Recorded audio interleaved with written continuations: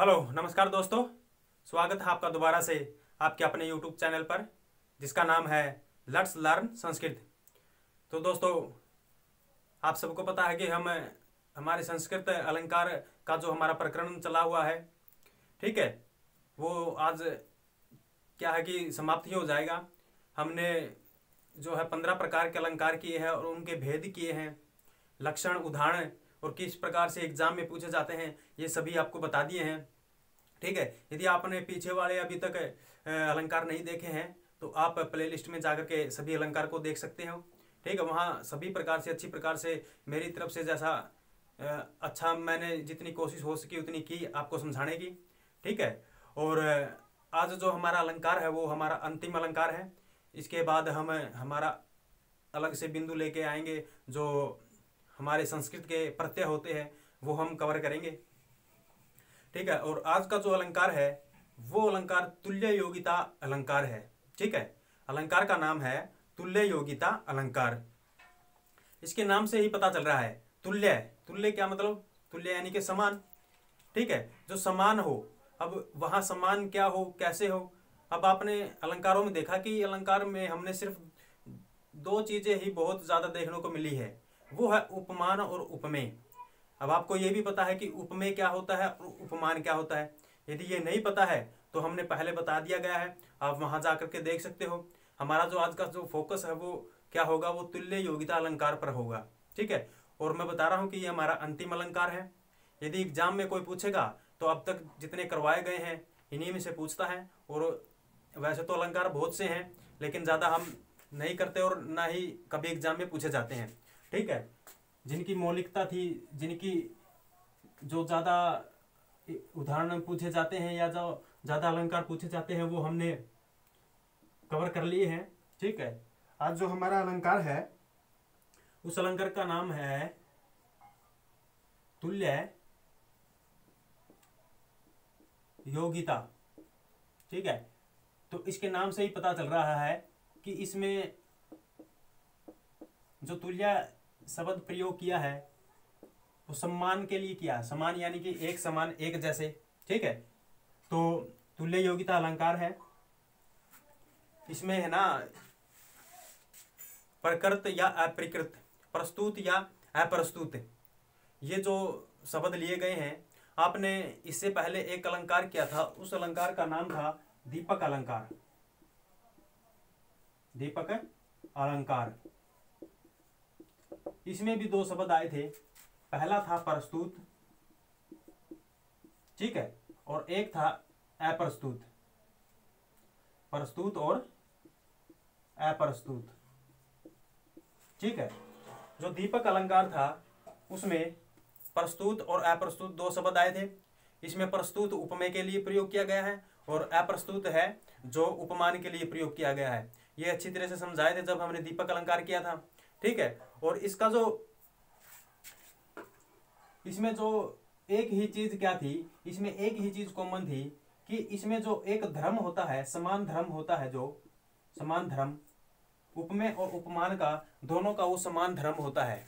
ठीक है, समान धर्म होता है। लेकिन जो हमारा आज का अलंकार है इसमें क्या होता है, इसमें जो प्रस्तुत होता है, प्रस्तुत और अप्रस्तुत। ठीक है, इसमें तो प्रस्तुत का तो प्रस्तुत के साथ ही, प्रस्तुत का प्रस्तुत के साथ एक समान धर्म होता है, एक समान धर्म। ठीक है, और अप्रस्तुत का अप्रस्तुत के साथ एक समान धर्म होता है।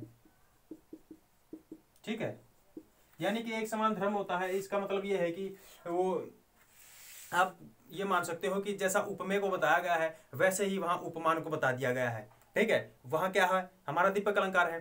ठीक है, जो गुण, जो धर्म उपमेय है, उपमेय में है, वो ही उपमान में बता दिया, वो तो होता है दीपक अलंकार। लेकिन तुल्य योगिता अलंकार में क्या होता है, जो धर्म या जो गुण बताया जाता है वो उपमेय है यानी प्रस्तुत है। प्रस्तुत का तो प्रस्तुत के साथ ही धर्म बताया जाता है, और जो अप्रस्तुत है वो अप्रस्तुत का प्रस्तुत के साथ ही धर्म बताया जाता है। यहाँ आप प्रस्तुत और अप्रस्तुत को उपमेय और उपमान मान सकते हो। जैसे यहाँ प्रस्तुत के साथ क्या है, मतलब उपमेय माना गया, और अप्रस्तुत के साथ उपमान माना गया है। ठीक है, तो इन दोनों में यही अंतर है। इसमें तो क्या है, प्रस्तुत और अप्रस्तुत का एक ही समान धर्म बताया गया है, और इसमें क्या होता है, इसमें प्रस्तुत के साथ प्रस्तुत का और अप्रस्तुत के साथ अप्रस्तुत का समान धर्म बताया जाता है। ये उपमान और उपमेय अलग अलग बताए गए हैं। ठीक है, अलग अलग धर्म के बताए गए हैं। तो अब हम लक्षण करेंगे। लक्षण से आप बहुत अच्छी तरह से समझोगे।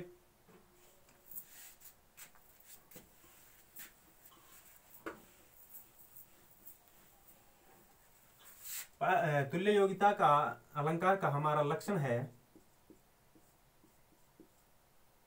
ये कहता है कि पदार्थानाम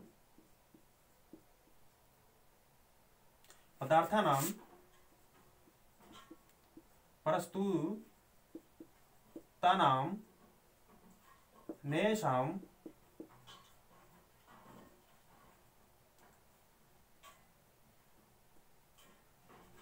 अन्येषां पदार्थानां प्रस्तुतानां अन्येषां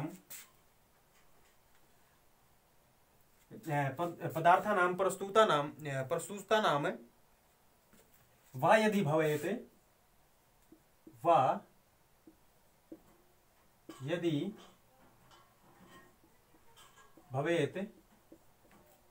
ठीक है, तो ये कहता है कि पदार्थानां प्रस्तुतानां अन्येषां वा यदि भवेत्।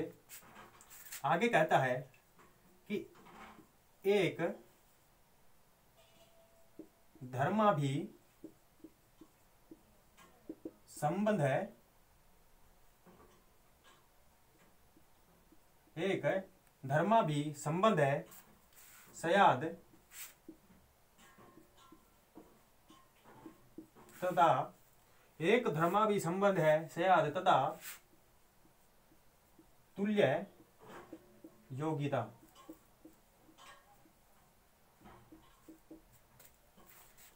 ठीक है, तुल्य योगिता अलंकार है, और मैंने पहले ही बताया है यहाँ जो प्रस्तुत और अप्रस्तुत का प्रस्तुत के साथ एक समान धर्म बताया जाता है, अप्रस्तुत का प्रस्तुत के साथ यानी कि उपमेय का उपमान के साथ एक समान धर्म बताया जाता है, और उपमेय का उपमेय के साथ एक समान धर्म बताया जाता है, और उपमान का उपमान के साथ एक समान धर्म बताया जाता है। यहाँ पर कंडीशन अलग अलग नहीं है। दीपक अलंकार में कंडीशन अलग अलग थी, उपमेय का उपमान के साथ एक समान धर्म बताया जाता है।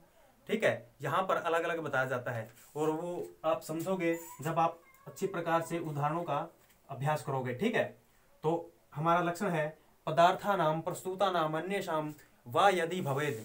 पदार्थानां प्रस्तुतानां अन्येषां वा यदि भवेत् एक धर्माभि संबंध है, एक धर्माभि संबंध है स्याद् तदा तुल्य योगिता। ठीक है, तो ये कहता है कि पदार्थानां पदार्थ का प्रस्तुतानां जो प्रस्तुत है, अन्येषां अब अन्येषां यानी कि प्रस्तुत कह दिया तो आप समझ सकते हो यदि प्रस्तुत है तो अप्रस्तुत के बारे में जो ये अन्येषां का प्रयोग किया है। यदि प्रस्तुत उपमेय है तो अन्य का प्रयोग किसके लिए किया है, उपमान के लिए किया है। तो ये कहता है कि प्रस्तुत का वा अथवा अप्रस्तुत का पदार्थों के साथ यदि भवेत यानी कि भवेत मैंने हो क्या हो, एक धर्माभि संबंध है, एक धर्माभि संबंध है। यदि एक धर्म यानी एक समान धर्म का संबंध हो, एक समान धर्म का संबंध हो, स्याद् मैंने हो, तदा तब तुल्य योगिता अलंकार भवेत मैंने हो। ठीक है, ये कहता है कि पदार्थानाम यानी पदार्थों का, प्रस्तुतानाम प्रस्तुत यानी उपमेय का, अन्येषां यानी अप्रस्तुतानाम यानी कि उपमान का, वा मैंने अथवा, यदि मैंने, भवेत मैंने हो क्या हो, कि एक धर्माभि संबंध, एक समान क्या हो, एक समान धर्म का संबंध हो, स्याद् मैंने हो, एक समान धर्म का संबंध स्याद् मैंने हो, तथा तब तुल्य योगिता यानी कि तुल्य योगिता अलंकार होता है। ये यहाँ पर कह रहा है कि वाक्य में या किसी पद्य में, किसी श्लोक में यदि प्रस्तुत का प्रस्तुत के साथ अथवा वा यानी अथवा अप्रस्तुत का अप्रस्तुत के साथ एक समान धर्म बताया जाए, एक धर्माभिसंबंध, एक समान धर्म का जो संबंध हो, तद्या यानी कि तुल्य योगिता, वो हमारा तुल्य योगिता अलंकार होता है। ठीक है, तो क्या कह रहा है कि प्रस्तुत के साथ एक समान धर्म हो और अप्रस्तुत के साथ एक समान धर्म हो, वहां हमारा कौन सा अलंकार होता है? तुल्य योगिता होता है। और यहाँ पर प्रस्तुत उपमेय के लिए प्रयोग किया गया है और अप्रस्तुत उपमान के लिए प्रयोग किया है। ठीक है, तो आप परिभाषा आप ये भी लिख सकते हो कि जहां पर उपमेय का उपमान के साथ एक समान धर्म बताया गया हो और उपमान का उपमान के साथ एक समान धर्म बताया गया हो, वहां पर क्या होता है? हमारा तुल्य योगिता अलंकार होता है। तो ये इसका लक्षण था। ठीक है, पदार्थानां प्रस्तुतानां अन्येषां वा यदि भवेत् एक धर्माभिसंबंधः स्यात् तदा तुल्य योगिता। पदार्थानां प्रस्तुतानां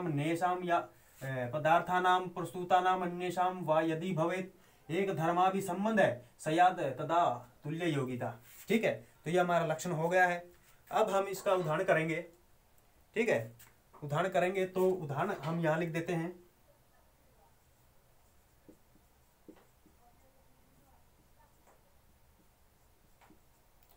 ठीक है, तो उदाहरण है इसका शांतानुकूल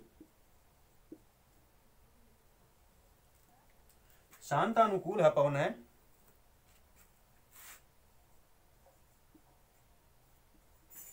शांता अनुकूल पवन है शिवश्च, यहां से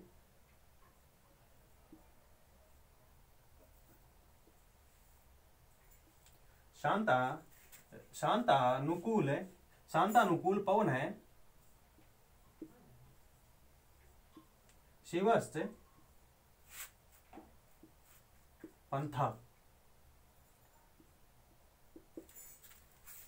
शांत अनुकूल पवन है शिवश्च पंथा। तो अब देखो यहां पर, अब आपको तुल्य योगिता अलंकार समझ में आ जाएगा, इसका जो लक्षण है वो समझ में आ जाएगा और उदाहरण तो समझ में आना ही है। ठीक है, तो अब देखो ये क्या कह रहा है, ये कह रहा है कि शांता अनुकूल पवन है,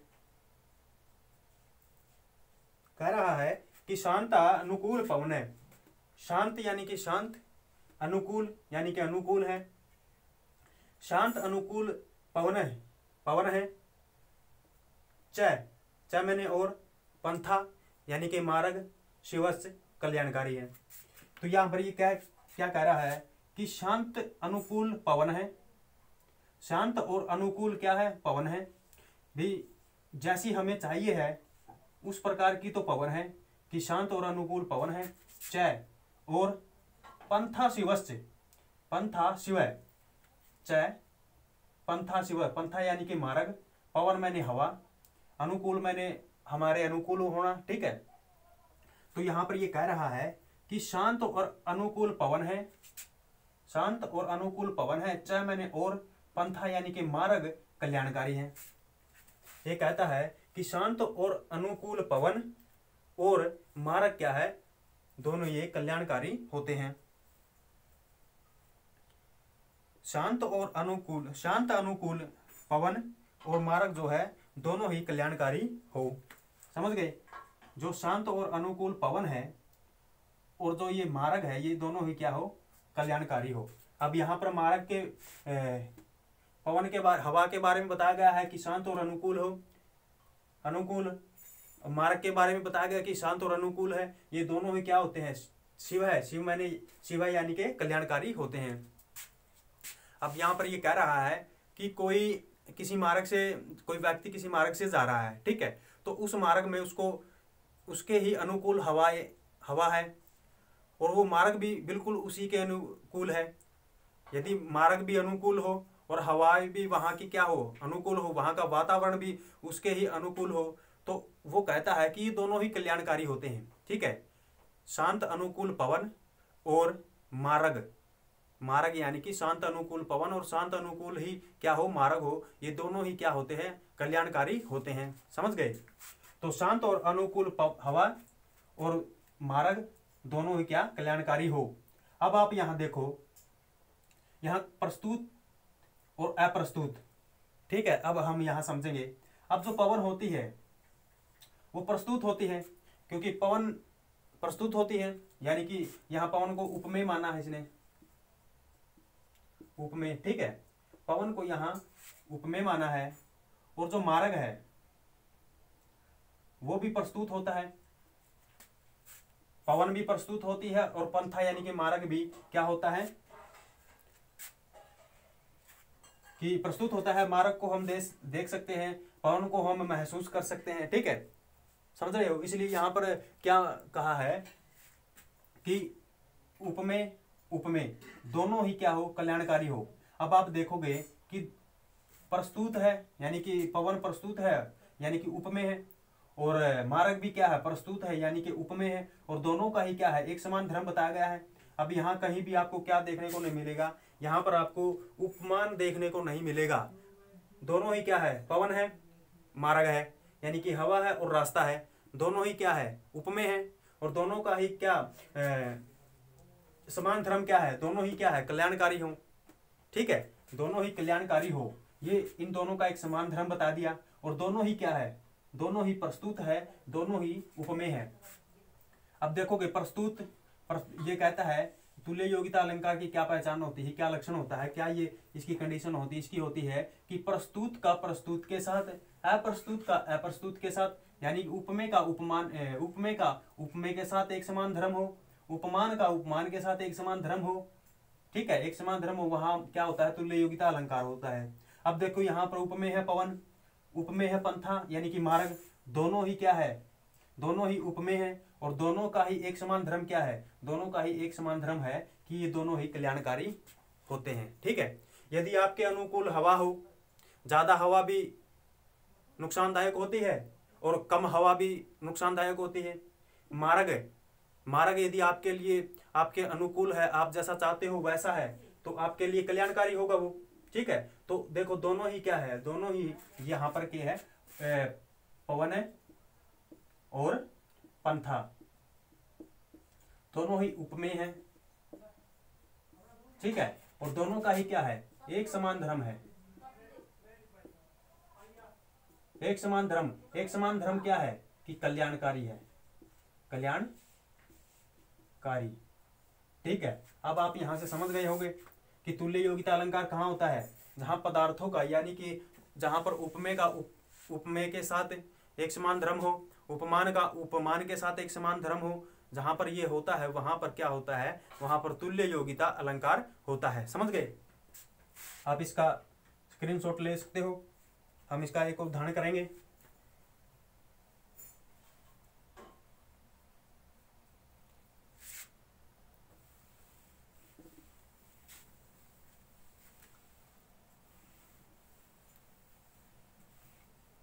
उदाहरण है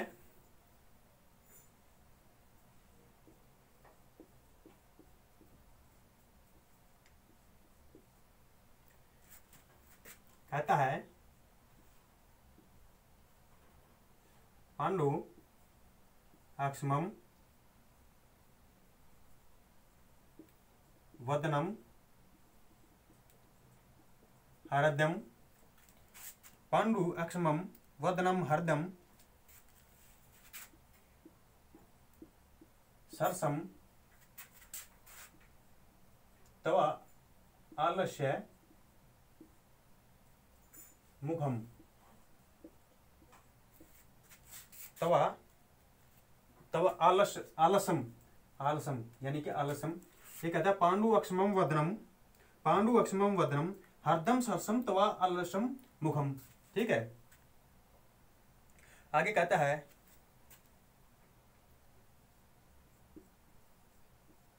आवेदयति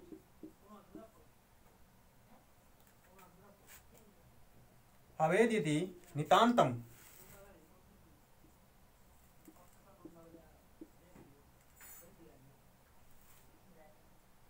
आवेदयति नितांतम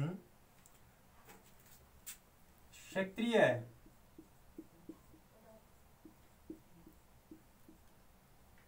अक्षेत्रीय रोग है, अवेद्यति नितांतम अक्षेत्रीय रोग है, सखी सखी हृदयंत है,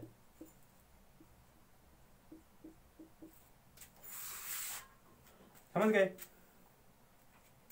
यहां पर ये कह रहा है कि पांडु अक्ष्मम वदनम हृदयम सरसम तव आलसम मुखम अवेद्यति नितांतम अक्षेत्रियरोग सखी हृदय अंत है।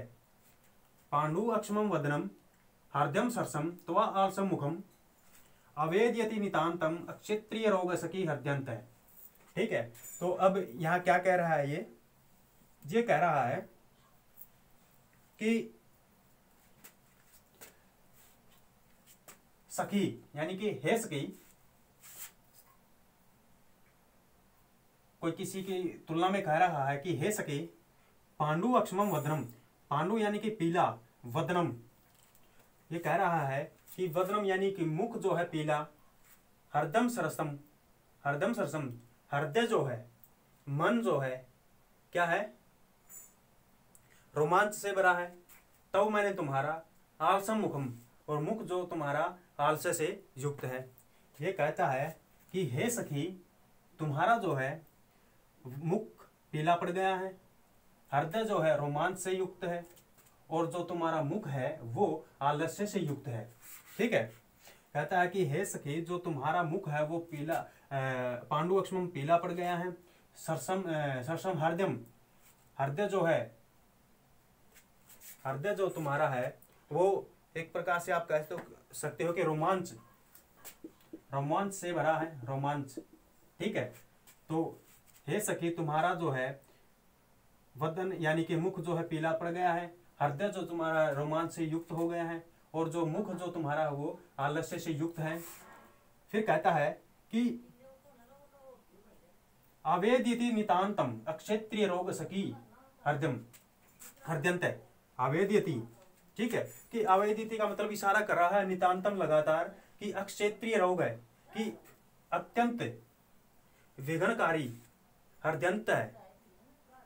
ये जो रोग है अक्षेत्रीय रोग, जो विघ्नकारी रोग है, ये हृदयंत हृदय का है। यानी कि ये कह रहा है कि ये जो हृदय का रोग है, जो ये प्रेम का जो ये रोग है, ये एक भयंकरकारी रोग की तरफ जो क्या कर रहा है, लगातार इशारा कर रहा है। समझ गए। ये यहाँ पर कह रहा है कि कोई सखी है और अपनी सखी के बारे में कह रही है कि हे सखी, जो तुम्हारा जो मुख जो पीला पड़ गया है, और हृदय जो तुम्हारा रोमांच से युक्त है, और जो तुम्हारा मुख है वो क्या है, आलस्य से युक्त हो गया है। अब भाई ये किस चीज के कारण होते हैं, ये क्यों होता है, ऐसी अवस्था कब होती है कि मुख क्या है, यानी कि मुख क्या, शरीर क्या है, शरीर पीला पड़ गया है। वदनम यानी कि शरीर क्या है, पीला पड़ गया है। ठीक है, यहाँ आप वदनम यानी कि शरीर के लिए कहा गया है कि शरीर तो क्या है, पीला पड़ गया है। हृदय क्या है, मन क्या है, ये रोमांच से युक्त है, और जो मुख क्या है वो आलस्य से युक्त हो गया है। ये अवस्था कब होती है, ये क्यों होती है, ये इसलिए कह रहा है कि ये जो अवस्था हो गई है ये किसकी ओर आवेद यानी संकेत कर रही है। ये जो है प्रेम, ये कहता है कि किसी हृदयंत, हृदयंत यानी किसी हृदय को पीड़ा देने वाला, हृदय को पीड़ा देने वाला असाध्य जो प्रेम होता है उसकी तरफ ये लगातार जो क्या है, इशारा कर रहा है। समझ रहे हो। ये अवस्था जो इसने बताई है कि शरीर का पीला पड़ जाना, हृदय का रोमांच से युक्त हो जाना, ठीक है, और मुख का क्या है, आलस्य से युक्त हो जाना। ये जो अवस्था होती है ये कब होती है, ये तब होती है कि कोई प्रेमी या प्रेमिका, नायक या नायिका जब प्रेम में गिर जाते हैं, प्रेम में अंधे हो जाते हैं, तब ये अवस्था होती है। ठीक है, तो ये सखी, यहाँ सखी की तरफ कहता है कि ये जो मेरी अवस्था हो गई है, ये इसका कारण क्या है, ये है कि ये हृदय को पीड़ा देने वाला है, कि असाध्य रोग की तरफ लगातार इशारा कर रहा है। वो असाध्य रोग क्या है, वो असाध्य रोग यहाँ पर प्रेम के बारे में कह रहा है। ठीक है, प्रेम, ये वाला प्रेम। ठीक है, समझ गए। ये जो इसकी अवस्थाएं हो गई है, अवस्था होने का क्या कारण है कि शरीर का पीला पड़ जाना, हृदय का रोमांच से युक्त हो जाना, और मुख का आलस्य से युक्त हो जाना, ये अवस्थाएं है। ये अवस्था कब होती है, जबकि मतलब हृदय को पीड़ा देने वाला एक असाध्य रोग की तरफ लगातार जो है आवेदयंती इशारा कर रहा है। और वो असाध्य रोग का यहाँ पर क्या नाम दिया गया है, वो प्रेम के बारे में यहाँ पर कह रहा है, अक्षेत्रीय रोग। ठीक है, अक्षेत्रीय रोग यानी कि असाध्य रोग है जो हृदय को पीड़ा देने वाला है। ठीक है, समझ रहे हो। ये कहता है कि हे सखी, जो तुम्हारा जो है शरीर जो है पीला पड़ गया है और हृदय तुम्हारा रोमांच से युक्त है और तुम्हारा जो मुख है वो आलस्य से युक्त हो गया है, ये क्या है, ये किसकी तरफ इशारा कर रहे हैं, ये हृदय को पीड़ा देने वाला जो असाध्य रोग होता है उसकी तरफ जो ये इशारा कर रहे हैं। ठीक है, तो इस प्रकार से आप यहाँ देखोगे कि जो वदनम यानी कि शरीर, हृदय, मुख, ये सब क्या है, ये प्रस्तुत हैं। शरीर, हृदय, मुख, ये सब के सब प्रस्तुत है। प्रस्तुत यानी कि ये सब के सब क्या है, उपमेय है। और इनका एक समान धर्म क्या है, एक समान धर्म क्या है कि इन सब का एक समान धर्म ये कह रहा है कि सखी का असाध्य रोग में गिर जाना। असाध्य रोग यहाँ पर प्रेम के बारे में कहा गया है। ठीक है, तो इन तीनों का एक समान धर्म क्या बताया गया है, ये तीनों ही अवस्थाएं क्यों पैदा हो रही है, क्यों हो गई है, इसका कारण यह है कि तीनों ही जो ये उपमेय है ये असाध्य रोग के कारण हो गया है। इन तीनों का ही एक समान धर्म क्या बताया गया है, अक्षेत्रीय रोग यानी कि असाध्य प्रेम के बारे में बताया गया है। तो आप समझ गए होंगे, यहाँ पर उपमेय है, उपमान का यहाँ कहीं भी उपमान के साथ यहाँ पर कोई संबंध नहीं है। सिर्फ वदन यानी शरीर, हृदय हो गया, मन हो गया, और मुखम जो हमारा मुख होता है, ये तीनों ही क्या है, ये तीनों ही उपमेय हैं। और तीनों का ही एक समान धर्म क्या है, तीनों का ही एक समान धर्म यह है कि ये तीनों ही एक असाध्य रोग के कारण हो गए हैं, जो हृदय का असाध्य रोग है जिसे प्रेम कहा जाता है। ठीक है, तो इस प्रकार आप समझ गए होंगे, आप इसका स्क्रीनशॉट ले सकते हो। तो जैसा हमसे बना हमने आपको अच्छी तरह से, जैसे हमसे हो सका जितना हमने समझाया है, अब आप पर आपकी ये जिम्मेवारी है कि आप इसको कितना अच्छी तरीके से इसका अध्ययन करते हो, इसका अभ्यास करते हो। ठीक है, और मैंने पहले भी कहा था कि हमें हर अलंकार का लक्षण करना बहुत ज़रूरी है और कंठस्थ करना भी बहुत ज़रूरी है, क्योंकि एग्ज़ाम में कभी कभी पूछ लिए जाते हैं कि अलंकार का लक्षण बताओ, या फिर ये किसी भी अलंकार का लक्षण दे देगा। ठीक है, तो आपको वहाँ पता होना चाहिए कि वहाँ पर किस अलंकार का ये लक्षण है। और आज का जो हमारा अलंकार है, वो अलंकार जो प्रकरण था वो समाप्त हो गया है। ठीक है, अब हम जो है हमारा नेक्स्ट जो टॉपिक होगा, नेक्स्ट जो बिंदु होगा, उसके साथ मिलेंगे आपसे, और वो हमारा प्रत्यय होगा। ठीक है, प्रत्यय प्रकरण करेंगे हम। ठीक है, तो तब तक के लिए नमस्कार। ठीक है, यदि आपको स्क्रीनशॉट लेना है तो स्क्रीनशॉट ले सकते हो। अब हम आपसे प्रत्ययों के साथ मिलेंगे। ठीक है, जो हमारे बहुत ही इंपॉर्टेंट होते हैं और हर एग्जाम में वो पूछे जाते हैं।